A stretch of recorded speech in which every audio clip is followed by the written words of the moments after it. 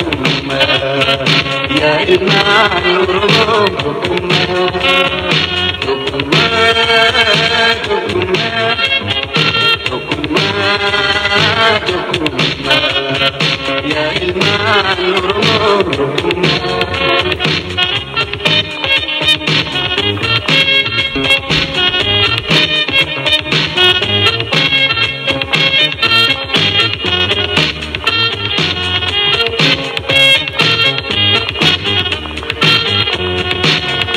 Kristiyana Islaman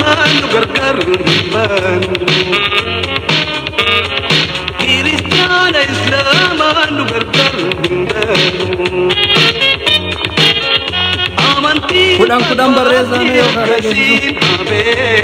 kudang ibadi palle yo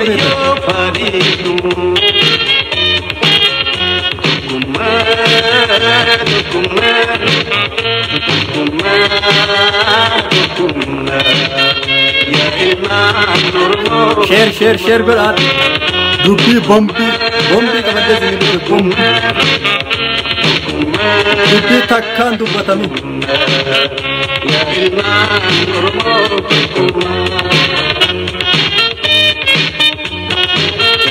Nora Amado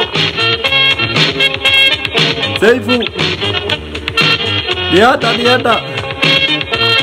Waalaikumsalam warahmatullahi wabarakatuh Kudang ibayo kenal tu Seifu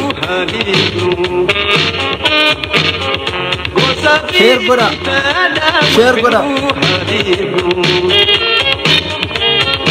Oromumma kofan walifa fironu Ireta kumati dirham jahu Tukuma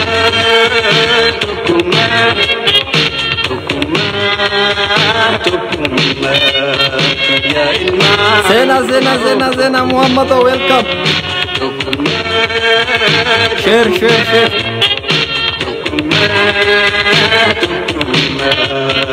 ya ilman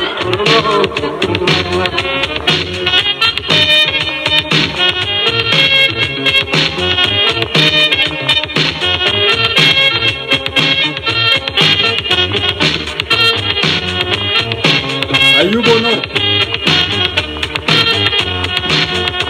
amma yarom geise kawalin jannu ezat ibn biragalla Muhammad akit tigala ne jiro jerenya siyasa diri sumate nya bamakan sujo amma kasujo no aye ashamar kafune kabajamtota fi jalatamtota ilman oromo bakka jirtan hundatti nageenni rabbi simbira hajiratu qabxiilee muraasa way qabxii jajjabduu qabadhee isiniif dhihaadhee jira yaada kana share waliif godhaa waliin gaha wanni an qabadhee isiniif dhufee jalqaba irratti mee tokkoffaa irratti ka isiniif qore kana itti deebina aangoon kun akkamitti harka OPDO yookiin harka ODP dheengaddaa yookaan harka biltsiginnaa har'aatan akkamitti bu'ee yoo jenne waan san irraa xiqqoo laalla dubbiin Oromootun yeroo lama deebite aangoon abbaa qabsaa'e osoo hin taane abbaa kara deemtu kennamuun hattuuf saamtutti aangoon Oromoo kennamuun qabsoon Oromoo diinaan dhaalamuun 91 fi bara OPDO'n qabsoo qeerroo karaa irraa maqsite kana jechuu 91 maaltu ta'e tabara biltsiginnaa tanallee tas dhufna 91 Oromoon tokkummaan lole dhaaba jabaa qabu adda bilisummaa Oromoo lolee burkuteesse kadhaa tokkoon malee dargii gara galchee gara ummata ofiitiin makamee yeroo gullalleen bayu ka dubbiin warruma waliin qabsoofne qabsoo wal gargaarre dargii kuffifne jedhaniin harkaa saamamte jechuu akka godhettu mallasaan harkaa saamee abaa'oo ari'ee bittanneessee taan gara biyya alaa, taan gara mana hidhaa, taan gara qabrii geggeessee, taan gara bosonaatti dachaase. Ta bosonatti dachaate hoo ganna 27 akkam taate qabsoon Oromootun hadha bakka tanatti deebite.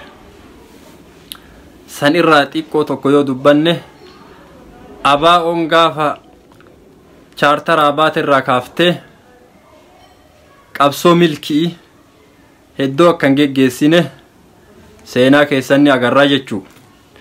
Hedduu haalli itti tolee akka gaafa dura dukkana keessa dukkanatti jababaatanii qabsaa'aa turanii san caalaa haalli itti hammaatee biyya keessaayyuu baatee biyya ollaatti baqattee akka teettuuf haalli itti hammaatee jechuu. Akkuma beeynutti biyya Eertiraatti ganna dheeraa abaa'oo yeroon isii achi gubatte jechuu. Achirraayyuu qabsoo qeerroon bifa haarawaan lafaa kaafteen oofamee mootummaan gaaf duraa shiraan abaa'oo biyya keessaa aangoo keessaa baase ofirraa garagalchuu dandeette. Eega qeerroon aangoo wayyaanee harkaa firfirsitee fuute maaliif akka feetutti dhaaba ufiititti dhaaba ufii feetutti abbaa isiif bakka na bu'a jettetti qeerroon aangoo maaf kennachuu dadhabde ka jennu asirraa laalla jechuu. Dubbiin jabduun bakka tana jirti.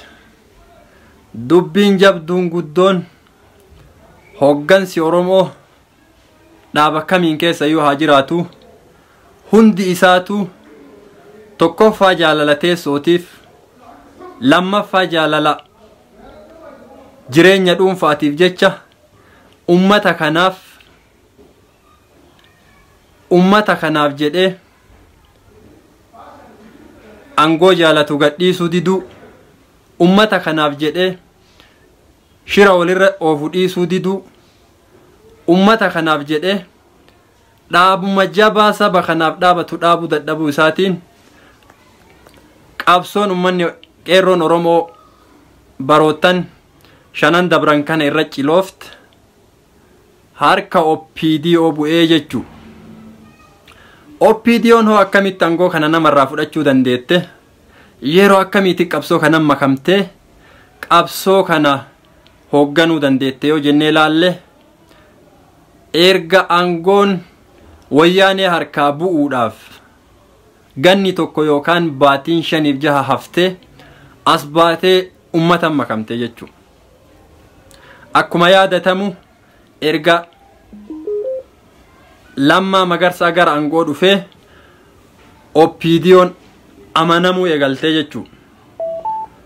Amantii sanis qeerroon osoo amanen jedhin warrummaan hayyoonnummaan nu qabnu ka biyya alaa ka akka fakkeenyaaf Jawaar Muhammad namoonnummaan baay'een dhaaba kana amananii aangoon akka isaanitti kennamtu haala mijeessaa fi turan jechuu. Maaltu dhibe ammoo warra alaa hoo maal dhibanii jennaani dhaabuma kalee irra qabsaa'aa turan, dhaabuma kalee diina waliin diina masakkee nuuf fidee diina wajjiin qeerroo Oromoo ajjeesaa ture, lafa Oromoo saamsisaa ture, dubartii Oromoo gudeechisaa ture, hayyuu Oromoo biyya ari'aa ture, amantiin gargar nama qircee kutaa Oromiyaa guutuu keessatti afaan waliin nama deebisee gargar nu qoodee nu bitaa ture. Wanni aangoon itti kennamuu barbaachiseef maal ture jennee yoo laalle Oromoon dhaaba isaaf dhaabatu, dhaaba jabaa, dhaaba Oromoo hoogganuu dadhabu dhabuu irraa kaka'e. Dhaabni sunoo maaliif dhabame jennee yoo laalle warri dhaabbilee siyaasaa dhaabate guutuun isaa kaayyoon isaanii dantaa mataa isaanii ta'uu irraayi. Dantaa mataa isaaniitiif malee saba kana bakka bu'ee hoogganee bakka inni yaaduun gaya ka jedhu hooggansa dhaabbilee Oromoo tana keessa tokkolleen hin jiru. Tokkolleen. Fakkeenyaaf dhaaba sadii fudhannee yoo laallee amma sadiinuma ammaan tana jirtu fudhannee yoo laalle yeroo ammaa kana walirratti duuluu fi wal diigutu mul'ataa jechuudha. Maali rakkoo walirra duulaniifoo maali? Qabeenya dhuunfaa walirraa qabanii? Nama walirraa ajjeesanii?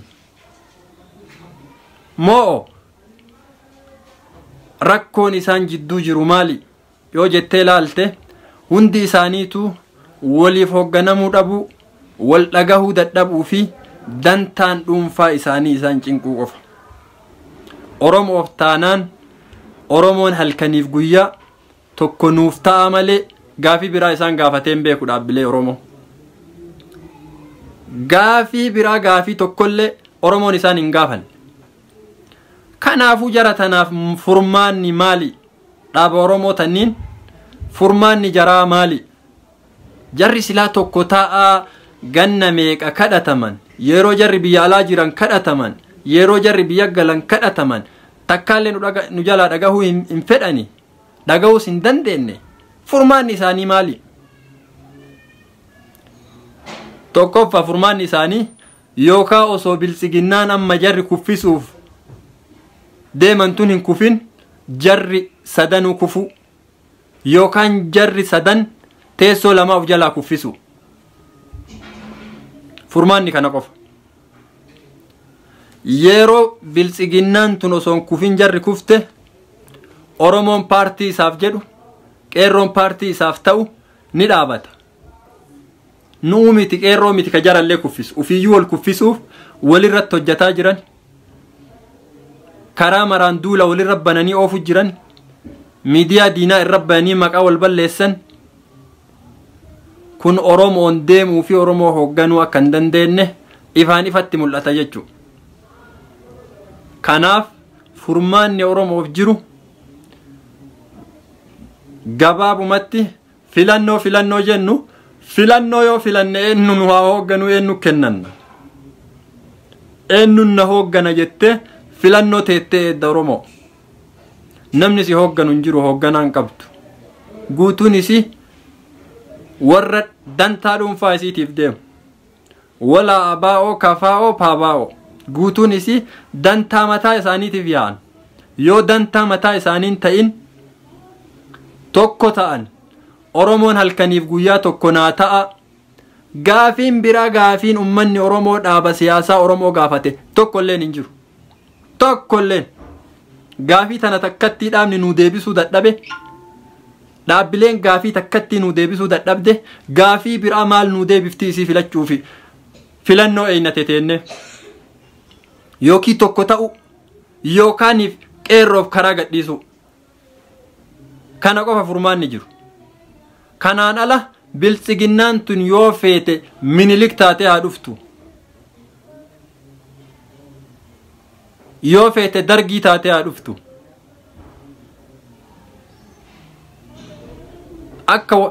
Akkuma dur gabrummaa keessa jiraanne gabrummaa keessa jiraachuutu mul'ata ammallee. Ammallee yoo filannoon dhufe dhaabbileen Oromoo takkalleen ta ummata kana bakka buute natu siin deema jette amaanaa ummata Oromoo fudhachuuf dandeettii qabdu takkalleen hin jirtu. Takkalleen diinan nu gurgurachuu yaati marrisi. Diinni qabsoo Oromoon bilcheessitee dhufteenii bakka nyaataatiin gahatte harkaa fudhachuuf dandeettii guddaa qaba Oromoo caalaa. Dandeettii guddaa qaba. Oromoon ni filata dhaabbileen Oromoo fuutee diinan nu gurguratti. Qeerroon itti du'a dhaabbileen Oromoo nuti hin qophoofne jettee Amaaran nu gurguratti. Tigreen nu gurguratte kaleellee.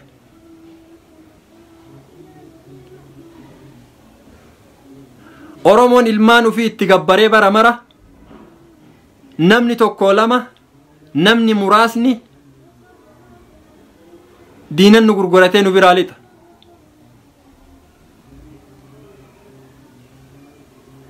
gaafa abaa'oon bosonaa dhufu 91 namoota muraasatu negotiation godhee nuti aangoo itti qophoofne Tigree dabarsan.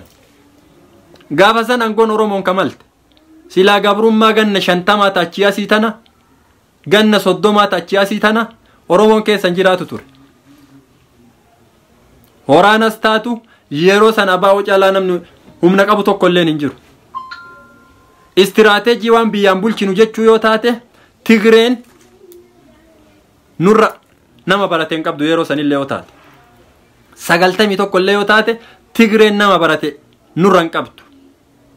Wanni yeroo san illee uumame hooggansi Oromoo kunniin aangoo wal saamuu fi wal dhageettii dadhabuurraayi. Anas si murteessaa malee wal mari'atanii murtii waloo murteessuu hin dandeettu dhaabbileen Oromoo. Yoo murtii waloo murteessuu danda'an gaafuma bara kana biyya galanii amma biyya keessatti wal nyaatan garanaa wal qoodanii garanaa wal harkisanii taa'anii teessoo gubbaa taa'anii sagalee uummata Oromoo amma hiratan jechuu parsantii kuni maal jechuu cufti isii dantaa aangoo malee dantaa rakkoo saba kanaa saamamuun saba kanaa du'uun saba kanaa biyyarraa ari'amuun saba kanaa hidha guuramuun saba kanaa isaan hin yaachisu. Kuni waan ifaan mul'atu. Yoo ammootu jarri dhugaa jiranillee gabbahanillee wal saaxilan waan akkanaatu deemaa araayuu wal saaxilan ka gabbayeetiin hicciitii akkas gootan jettanii irra duultanilleen numa kana.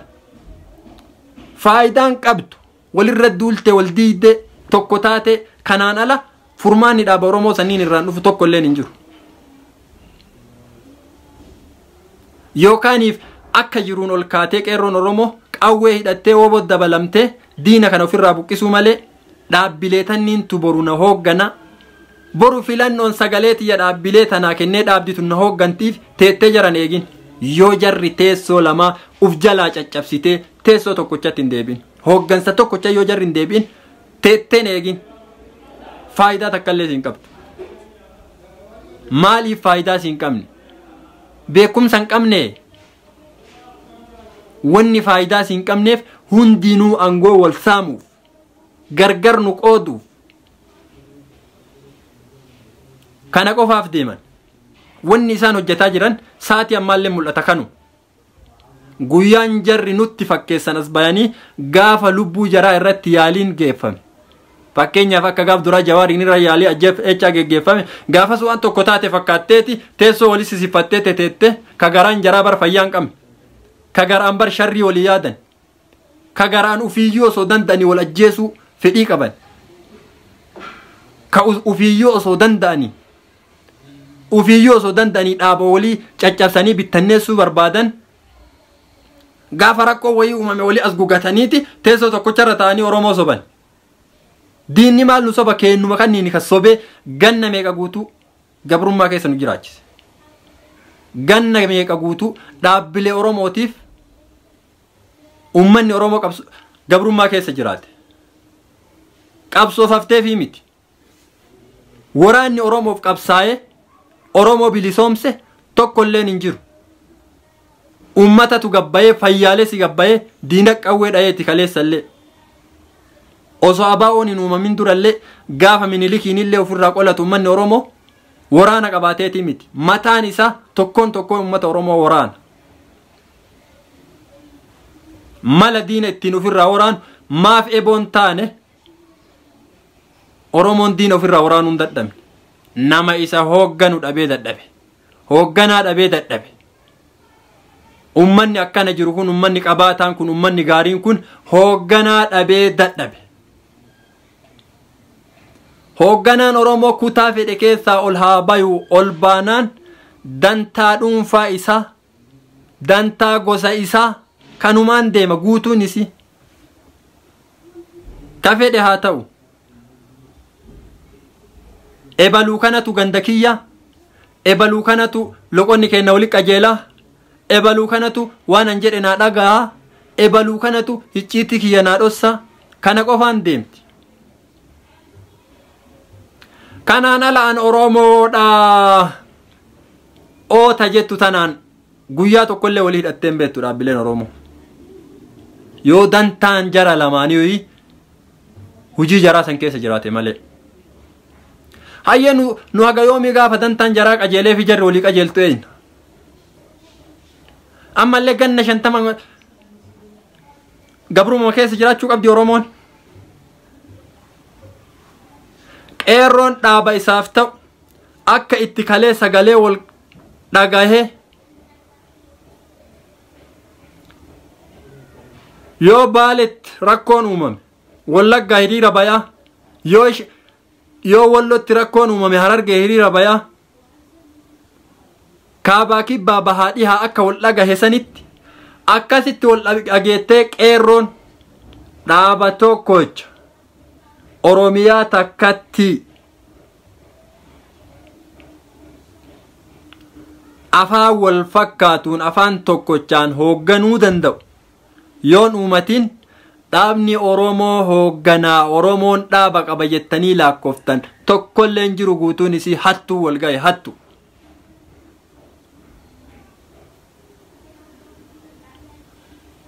wal gahe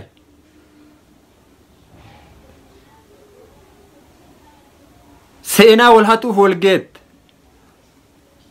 ana sirra beekaaf wal geette situ narra beeka jedhee ka walii hoogganamu tokkolleen hin jiru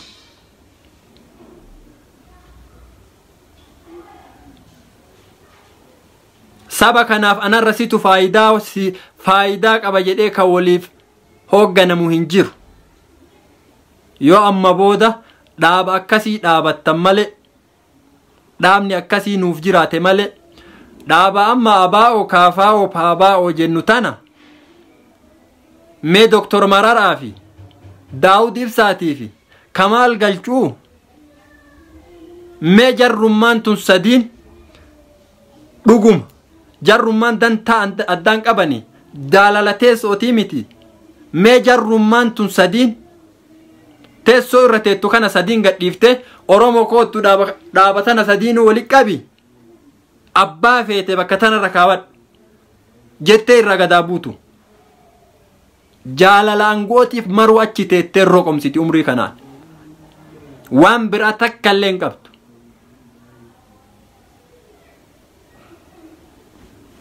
Oromoon halkaniif guyyaa abaa'os yoo ta'e kaafaa'os yoo ta'e paabaa'os yoo ta'e qabeenya ofiitiin irraan hafe ka addaan gumaachuuf ka gamtaan gumaachuu wajjiin qabeenya ofiitiin biraan hafe maaliif gaafima Oromoon gaafatu tana takkatti deebisuu dadhabdee gaafiin tana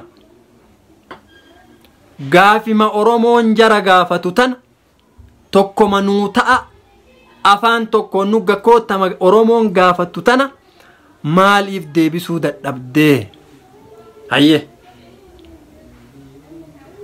tokko Dawud Ibsaati lama Dr. Marara sadi General Kamal Galchuuti jarrummaan tun sadiin dhugumaan mee Oromoo hoogganu jirti dhugumaan hooggansa Oromooti yoo ufiin jette gaafii Oromoo tana maan deebisin taachi duraa taganna meeqaa ganna 20 jara gaafataa turan haa teettu haguma biyya galan kanarra maaf gaafii tana deebisuu dadhabdee taanuma gaafiin waan biraa dhiisa Oromoon gaafii tanaan ala waan biraa gaafatteerti dhaabbilee siyaasaa Oromoo tan gaafattee jirti kutaan nu ijaaraa isin jetteerti Oromoon bakka jiruttu kaleessaa ijaaramaadha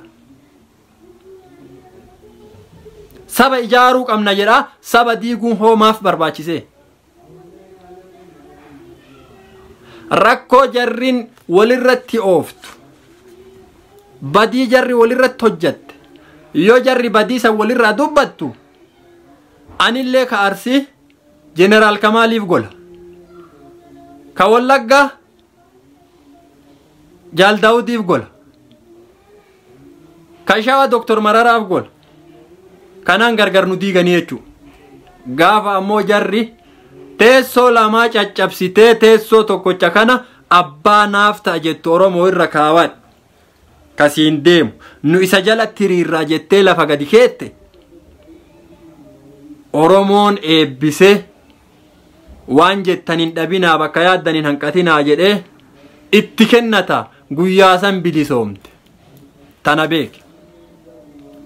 Yoo tanan godhini akka dhaabni kun sadiin jiru kanatti filannootti seentee jennaan Oromoo salphina guddannu aydeemuuf ta'a.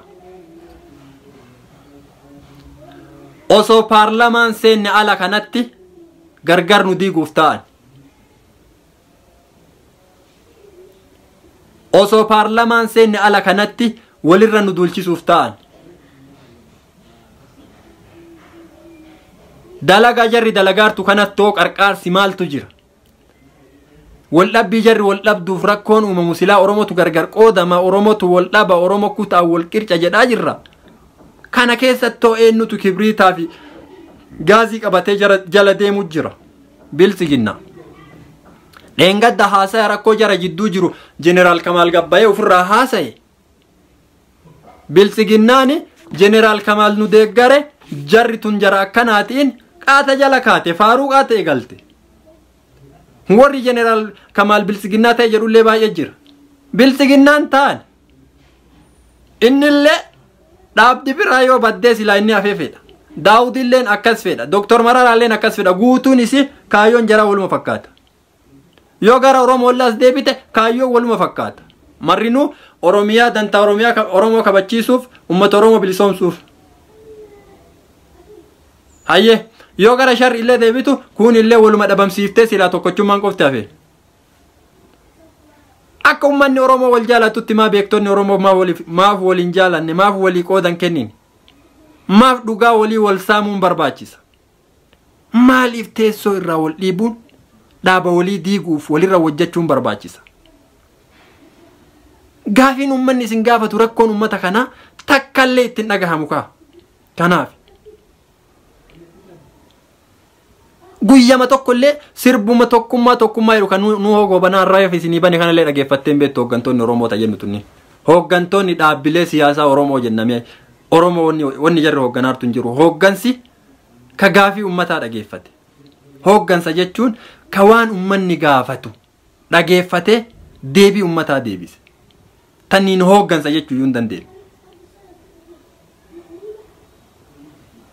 Wannummaa meeq tokkummaa mataana xiqqaa guddaan isinummaan tokko nuu ta'a bakka jiru maratti tokko nuu ta'a. Maali rakkoon jara? Rakkoo jaalala teessooti. Rakkoo jaalala aangoo qofa. Warri hadda paartii siyaasaa irratti aangoo tana gadin dhiisuuf aangoo bar paartii takkatti hoogganuu gadin dhiisuuf ummanni Oromoo hooggansa dhabuun ittiin dhagahamne kun boru maal nu fayyada yoo mootummaa nuu ta'e? Boruma maal nu fayyada? Urga paartiin koongiraansii Oromoo dhagahe hoogganaan Doktor Marara. Urga ganna jalgalaasaa dilboo aangoo irraa bu'e hoogganaan anabaa'oo ka dhagayu Dawud Ibsaati.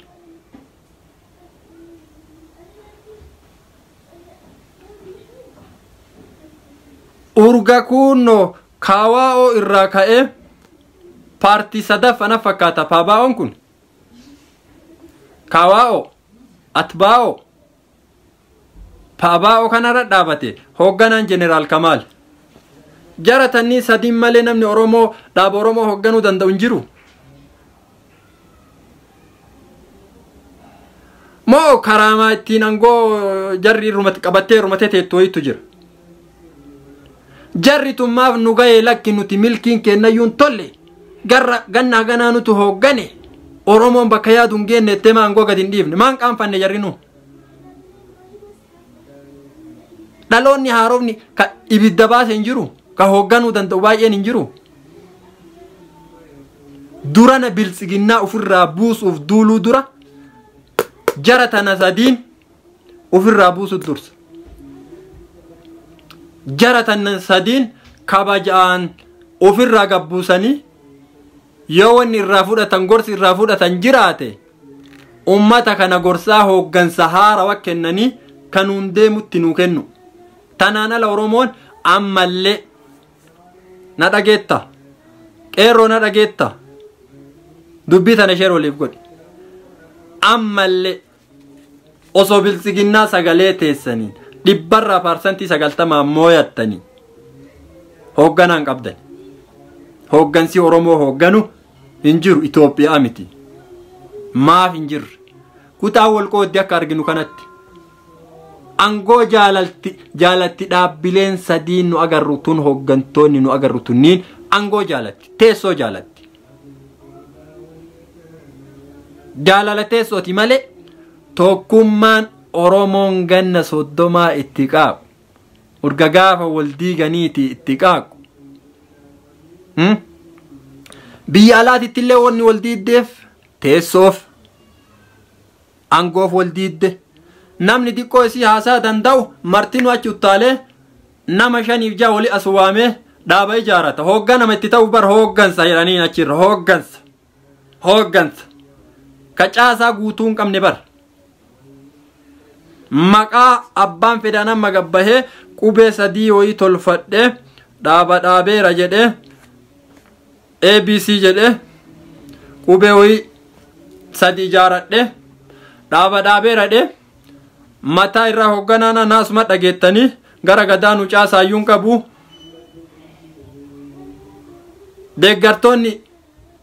Deeggartoonni illee inni gosa tanaa bahee dhageenyaan maruu jala hiriira.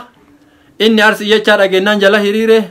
Inni Wallagga jechaa dhageenyaan ka Wallaggaa jala hiriire. Inni Shawaa jechaa dhageenyaan ka Shawaa jala hiriire. Harargee jechaa dhageenyaan ka Harargee jala hiriire. Akkanatti ganna meeqaa guutuu gargar wal cirte sababa jaalala angootiif.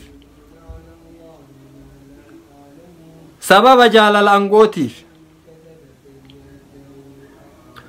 Osoo gaafa yaada walii fiddu gaaf duraa wal dhageette dhaaba 14 taatee biyyatti hin galtu. Gaafa jalqaba yaanni wayii ka'u yaada san wal marii wal dhagahuu dandeette dhaabni 14 Oromiyaatti hin galu.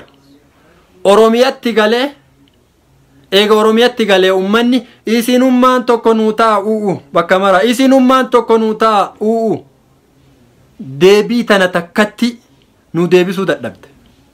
Maalirraa kaka'e? Jaalala teessooti, jaalala angooti. Yoo jarri tun teessoo 3 teessoo 2 caccabsite Oromoo kunoo teessoo tokkocha lafa sii kenne dhaaba siyaasaati. Teessoo kana dhaaba kana 3 keessa nama tokkocha ka dhaaba tana 3 tokko godhee qabee deemuun irra kaawwadhu. Yoo ufi wal filtee walii dhagahuu dadhabde. Ufi walii eeyyamtee situ na caalaa nuun deemu waliin jechuu dadhabde. Hood Oromoo jedhan bakka fedhee fidee yoo fedhe qotee bulaa fidee irraa kaatu Oromoon. Isinummaan teessoo san gannuu dhiisa. Isinummaan hooggantoonnummaan dhaaba kana 3 teessoo san gannuu dhiisa. Achi booda dhaabdi siyaasaas tokko ni taati. Achi booda Oromoon hoogganaa ni argatti. Oromoon hooggansa dhabaaf yeroo cufa diina jala kufa. Hooggansa dhabaaf diina jala kufe. Ammallee bilisiginnaa amma waanuma dubbannu wallaallee saalfannee kalee ilma abbaa gadaa jennee faarsaa turre. Minilikitti angoo kennanne nama meeqa sobee kunoo hardha akka fedhe daansii nurra dhahan kana.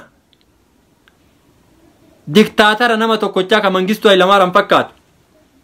Kadhaadannoo qofaan Mangistuun yeroo zabana Mangistuu sodaachisaan bulcha. Kuni jaalalanuuf faarsaa asuman nu sobee akkuma bara Mangistuu kan biqiltuu dhaabaadhe ummata walii gaggussaa waan fedhe dalagata. Wanni inni siyaasa Afawarqii jala deemuufi diktaatarummaa irraa barachuuf. Wanni Uhuruu jala deemuuf diktaatarummaa irraa barachuuf. Kanaan ala wanni biraan jirtu. Wanni biraa akkatti ganna 30 angoorra irra turan jara irraa barachuuf saayibummaan jara. Kanaan ala wanni biraan jirtu. Tunniin illee tammaan dhaaba siyaasaa irratti angoo wal jijjiiruu hin dandeenye. Angoo dabarsitee dhaloota haarawaa kennuu hin dandeenye. maaluma mee faayidammaan nuti jara eegganne jara filanna jenne gaafii takkatti Oromoon kutaa 11 gaafattee irraa dhabde tokko nuutaa dhaabbileen siyaasa tokko nuutaa bakka walgayii maratti kan itti iyyan kanu maruu guggurureetuma deebiin tun hin argamtu guutuunis jaalalangooti jaalala teessooti teessoo lamaa caccabsanii teessoo sayyoo tokkochatti hin deebisin birsigiin namaan gara oofte siyaa oofte Oromoo ofirraa filannottuun dhiyaatiin hidhiis hin filatiniiyu maal goote eenyu kennattan goo eenyu si hoggana eenyu si hin deemu tateettee wal nyaattu tana jechuutuutti waan bar mana keessaa wal gubanii wal dadhaban deengadda gabbahee dhoose tokkochi saniif amma kadiigu tokkochuma ta'ee kuwwan gaarii ta'eetiin nullee kaan irra duullaa kuwwan warra nagaati guutuun isii nagan qabdu rakkoo wal dadhaban tokko gadi bahee dhoose rakkoon tun siin galtuure Oromoo jarritu walii galteetiin alaa siin galaa jirti abadan jarritu walii galtee alaan hangaltiif hin eegin furmaanni ummataa yoo jarri deebii tokko nuu ta'a tanan deebisin lakki wanni nu isin filannu hin jirtu tokko ta'a yookaan bilisiginnamaan tun akka feetetti yoo fedhe minilikiin haa ta'u harka nurraa murin harma nurraa murin lafa aga fedhe haasaamu tama hafte irra jiraanna qabeenyallee aga fedhe haasaamu wama rabbi nurra dhaqeen jiraanna Oromoon akkanatti hoggansa dhabdee namuu ka ol bahe angoo jaalalaaf rakkoo saba kanaa ufduuba gaggara galeen laal gaafii saba kanaa ufduuba gaggara galeen laal jaalala teessoo qofaaf jarrummaa nu bara filaa tarmiima takka ilmaan abbaa gadaatuuf hin jedhaa namuu gannuma 8 angoo irra turee mee milki man tiyyatuun hin taane baraa gana angoo irra taa'ee Oromoon jijjiirama bareedaan arganne mee narraa fuudha angoo tana kama jedhu bara osoo nama waa yaaduu fi nama xiqqoo saba kanaaf quuqamni wayii itti dhagahamu taate hundi isi dhaaba biizinasaaf deemu biizinas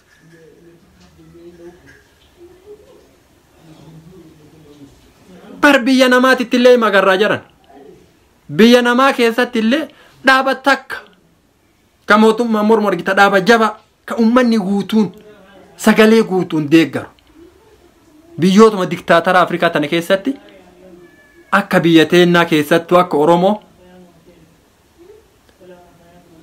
kanamni diqqoo ol baratee kutaa 12 fixee yookiin kolleejjii wayii barate namu waluma ka'ee dhaabatu Oromoo keessa qofa argine jiran dhaaba 7-8 dhaabachuu Amaarrillee nu jalaa barate abbaa feete gaafadhu tan Amaarrillee gaafa sabaaf sablammoota Itoophiyaa gabroonfattu dhaabuma takka hoogganama tokko jala deemeetti maaliif akkana nu caccabse qofa hoogganaa tokko jala deeme Tigreen namni 30 wanni biyya san keessa parsantiin xiqqoon tun wanni gana guutuu nu caccabsiteef maali hoogganaa tokko jala deemteeti kanumarraa silaa namni waa beeku fakkeenyuma tana fudhatee janana dubbiin tun Oromoo tana sababa keenya Oromoon salphattee diqqaattee tumamaa jirti mee kootta hooggansa tokko jala deemnu yaada keessan fidaa hooggana sanin jabeessa hooggansa kana jaratti damee garagaraatti hooggana jabeessa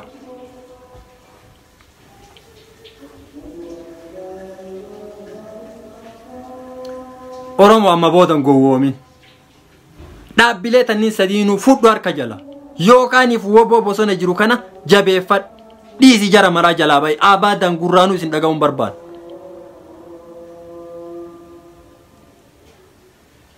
abadan gurrumaan isin dhaga'uun barbaannu gaafii nu isin gaafanne deebisuu diddan guutuun keessanuu hooggansaa miti hoogganaan akkanaan jiru maal hoogganta gaafii ummanni si gaafatu takkatti tana deebisuu dadhabde kana hoogganaan kana eegu jedhe abbaan lataa bara diraamaa irratti namicha qal'oo itti fidanii wardiyyaa siyaa ta'u yennaan qabee ol fuudhee ol rarraasee ol fuudhee kana eegu jedheen kana duuba kan Oromoo hooggan gaafii takkatti ganna 20 isin gaafate Oromoon gaafii takkatti ganna 20 isin gaafatanii deebisuu dadhabdan hayyee akkami filannoo dhufaara filannoo namu ajandama adda addaa of ajandaan keessanillee kam Oromoo gargar qooduuti ka bilisiginnaalleen sanu hooggansa tokko jataa kootta amma booda hujiin teenna hujiin qeerroo tana qofa yoo isin tokkon ta'in abadan Oromiyaa keessatti hin filatamtan sagalee takkattiin argattan sagalee isin teettanii paarsantiin olii hirtan san takkattiin argattan namni isin filuu hin jiru yoo isin hooggansa alaa fiddanii ufii keessanii sadiin sun wal taatanii tokkocha hoogganaa keessan gootanii paartii keessan keessaas fuutanii nama jabaa paartilee kana sadan keessaa nama jabaa tokkocha filtanii abbaa feetan filaa ammootu maqaa feetan itti moggaaftanii maqaa paartii keessanii abaa ogootanii paabaa ogootanii kaafaa ogootanii nuti hooggansa tokkocha barbaanna Oromoon dubbii tanarratti abbaan fedhe namni nama ormu hin jiru hoogganaa tokkocha barbaanna Tigreen hagattiisanii wanni ganna 27 sabaaf sablammii Itoophiyaa afaan keessa tumaa baateef hoogganaa tokkocha jala deemte Mallas Zeenaawii jala sittima yoo dubbii tana qara taazabdeen jirre ta'e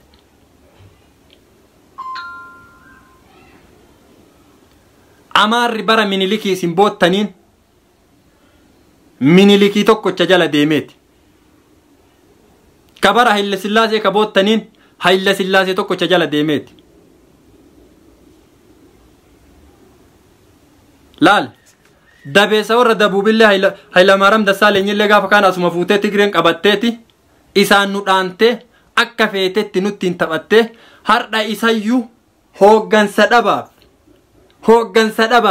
lubbuu nama 5,000 galaafachiise hooggansa dhabaaf seeraaf osoo hin dhiyaatin ta'a tana hooggansi Oromoo kuno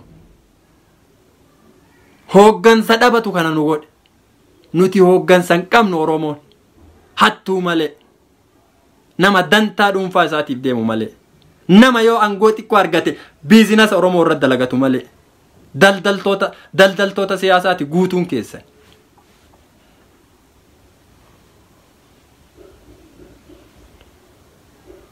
daldaltoota siyaasaati siyaasaa tana daldalanii asin rakkoo uumaa garanaan horii barbaadu asitti kun irta'e jedha garanaan aangoo barbaadu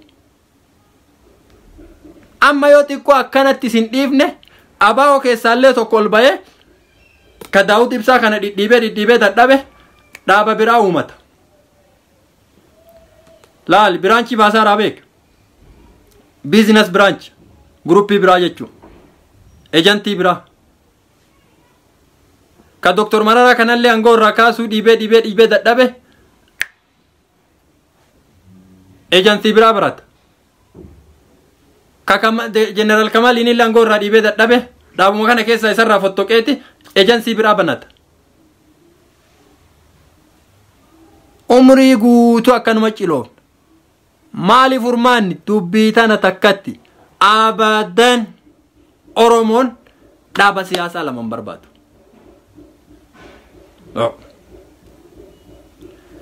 gaafa san humni eessa fa'arraa argama humni beekumsaa guutuun deemee dhaaba kana gala humni qabeenyaa guutuun deemee dhaaba kana qofa jala gala rakkinni Oromootiif Oromiyaatiif furmaanni dhaaba tokkocharraan argama dhaaba tokkocha qofa malee daldaltoota siyaasaa tana jala ganna meeqa guutuu deemaa turre gaafii takkattii gaafannee deebii irraa dhabne Dengadda General Kamal dhugaa jedhe wanni an jedhu tanniin dubbiin gurguddoo rakkoo walirraa qabdu gabbaatee wal saaxiltee wal diiddee bin holaa gootu yoo feete. Ammoo sababa jaraatiin Oromoon hin diiggamin. Sababa jaraatiin Oromoon hin diiggamin. Kutaa walirratti hin duulina. Warrummaan dhaabbilee kanneen jala jirtan miseensummaan dhaaba kana cal jedha laalamee hooggantoota teessan tan. Rakkoon jaraa maali? Wannummaan isaan isin barsiisanuu maali? Shiraabaa'oon isarra oofu barsiisa kunillee shirakaafaa'oon isarra oofu barsiisa kunillee shirapaabaa'oon irra oofu barsiisa. Kana malee rakkoo uummata Oromoo guyyaa takka ajandaa uummata Oromoo qabattee miseensuma ofiituun barsiiftu. Hooggantoonnummaan baannutuun guutuun isin. Guyyaa televiziiniin as bayan qofa waliin jirra akkana waliin hojjanna rakkoo karaa waliin hojjechuu dandeenyurra walii galle karaa waliin hojjechuu danda'an maali? Wanni waliin hojjechuu danda'an wanni waliin hojjechuu hin dandeenye maali? Jarri diina wannummaa waliin hojjechuu hin dandeenye maali? Oromoof hojjechaa. Oromoof hojjetaa wanti jarri waliin hojjechuu danda'aniif wanti jarri waliin hojjechuu hin dandeenye maali? Gaafi matanaa deebi'aa kennaniime. Karaa waliin hojjechuu dandeenyuun waliin hojjanna. Ta waliin hojjechuu hin dandeenye maali sila? Oromoof hojjetaa, Oromiyaaf hojjetaa, wannummaan jara waliin hojjechiisuu danda'u qabxiin takkattiin maali? Yoo silaa hooggansa tokkocha taate yaanni feete haa dhufu. Ejjannoon haarofni fedhe haa dhufu. Yoo hooggansa tokko qabaate wal hubatee wal hubachiise wanni waliin hin hojjanne hin jiru jechuudha. Yoo aadaa hooggansi kiyya fakkeenyaaf Dawud Ibsaa ta'e dhaaba Dawudii keessa jiraadhe miseensa dhaaba sanii ta'ee ani yaada dhiyeessee yaanni narraan fudhatini yaanni narraa kan fudhatamne taate yaanni kiyya narraan fudhatamne jedheeti deemee dhaaba siyaasaa biraa dhaabadhaa. Kufe yaanni kiyya kuffisan bira kunne inuma deemti qabsoon Oromoo. Hayyee amma dhaabbileen tun sadii wanni jarri waliin hojjechuu dandeettuu fi waliin hojjechuu hin dandeenye tartiiba gabbaaftee nu waa ibsitu. Yoo sammaraa biran geennu jette jarri sun sadiinu aangoo gadaa dhiiftu Oromoo. Oromoon dhaabatana waliif sukkuumte waliif fayyifte Oromoof Oromiyaaf ka barbaachisu dhaaba jabaa tokkocha malee waraana jabaa tokkocha malee laal waraanas taatu tokkocha dhaabas taatu tokkocha waraanallee kama dhaaba kana tokkochaan hoogganamu malee Oromoo takkatti Oromiyaa takkatti malee Oromoo kutaa 11 barbaannu. Oromoon kutaa 11 ta'uuf deemti. Kutaan 11 kun marrinu biyya uf dandeette dhaabannaaree laata? Arsiin illee biyya uf dandeette taati. Harargee illee biyya uf dandeette taati. Akkasiiree laata? Akki jarri tun itti deemuu feetu akkasi gargar nu qooduuf sababa aangoo jara. Sababa jaalala aangoo. Kun egaa ho'i ta'uu danda'a yoomuun ta'u. Guyyaa qiyaamaatuun ta'u. Hambiti barnuurra ol dabarte Itoophiyaa takkatti goona. Itoophiyaa takkatti kalaa takkatti afaan tokkocha alaabaa takkatti goona. Sabab sablammii waan jedhu kana butuchinee findhee afaan irraa dhabamsiifne Itoophiyaa afaan takkatti alaabaa takkatti biyya takkatti goona. Hayyee Oromoo qaraa Rabbiin afaan tokkochaan uume. Kamaappiin isii takkatti maalumaa hoogganaa tokkocha dhabee hooggansa 10 jalatti qircamee jiraata. Tanuma Oromootiyya dubbii tana waliif sheer godha isin jaaladha bakka jirru namni aktiivisti waa dubbachuu danda'a ofiin jettu yoo jarri tun gaafii tanan deebifne Oromoon guutuun filannottuun dhiyaatin ittuun dhiyaatin waan filattuun qabdu ka ma eenyu filattee nuun dhiiftaye sagalee waliif finnee walitti dabalan teessotu sin hanqataa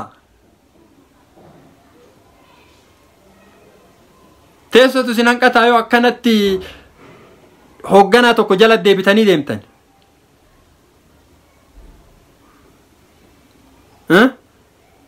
teessotu sin hanqata teessoo kana keessa lama caccabsitan malee Oromoo faayidaa takkallee hin qabdan miidhaa malee naga keessa naa jiraadha fixadhe horaa bulaa deebana sheer waliif godha dubbii tana Oromoo biraan naagayaa duulli keenna ka uf dura kana tana qofa yoo jarri tun tokkon taane Oromoon gargar diigamuu deemti. Amma yaroon geessee waliin jennu. Amma yaroon geessee waliin hojjennu. Bilisummaa teenyaaf maqaan sochoonu. Harka tokko taanee dira haa menjaarnu.